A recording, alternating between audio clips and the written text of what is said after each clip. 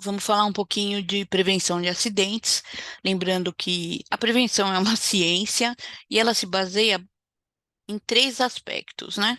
A primeira seria a prevenção primária, que é evitar que o evento aconteça, relacionado à casa, né? Que é sobre isso que nós vamos falar. Então, colocar rede de proteção nas janelas, trancar armários que possam conter produtos de limpeza que a criança possa se intoxicar ou remédios também. Então, não sei se seriam alguns exemplos da primária. A secundária seria reduzir a severidade da lesão quando ela acontece.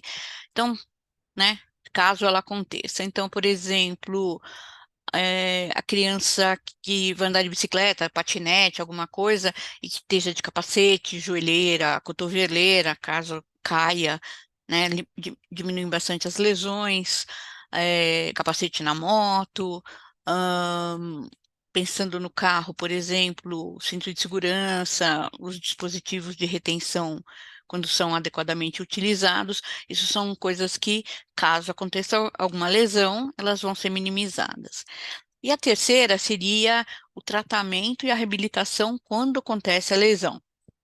Então, por exemplo, um ponto dele seria a gente ensinar a todos o suporte básico de vida, ensinar a fazer os primeiros socorros, lembrando que geralmente é um leigo que está nessa hora, né, e minimiza bastante as lesões, você ter um atendimento inicial adequado, por exemplo, o afogamento, que a gente sabe hoje que um afogado, que ele é adequadamente tratado, retirado da água, mas principalmente ventilado, rapidamente, diminui mais de 50% a chance de morrer e de ter sequelas. Isso é importantíssimo, né?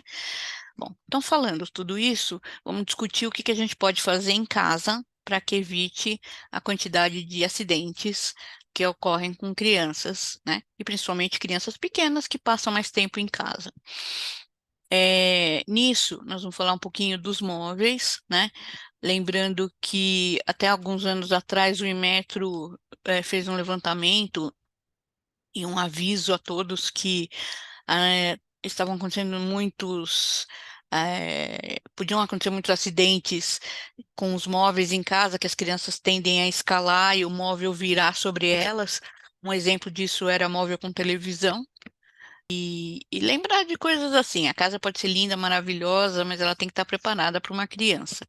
Então, criança que começa a andar, por exemplo, eles vão cair. A gente sabe que cai bastante, mas a gente pode minimizar as consequências disso, mantendo o ambiente seguro.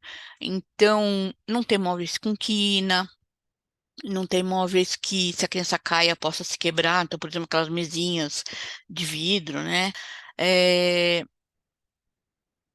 algumas dicas, né? Por exemplo, fizeram um levantamento alguns anos atrás e que se viu que 75% mais ou menos dos pais, dos homens, né, achavam que se a criança cair ou se ela enfiar o dedinho na tomada, por exemplo, ela toma um choque, ela vai lembrar disso e não vai mais pôr o dedo lá. Lê do engano, né? É, outros trabalhos mostraram, por exemplo, que eles não guardam esse tipo de evento e que crianças de 6 anos para baixo, por exemplo, mesmo você ensinando várias coisas, eles guardam menos de 50% do que foi ensinado sobre segurança em casa. Então, a gente tem que manter mesmo o ambiente tranquilo para não ficar dependendo disso. E por fim, só queria lembrar que faz parte dos móveis, por exemplo, você ter um berço seguro, né? Para manter o ambiente de sono seguro do bebê, então que seja um ambiente, um berço com as grades, sem o protetor de berço, com o colchão de densidade adequada, que não seja muito mole, que ele seja bem próximo da grade, para que a criança não se enrosque entre a grade e o colchão, sem travesseiro, na horizontal completo, e algumas outras dicas que nós vamos dar em próximas conversas, tá bom?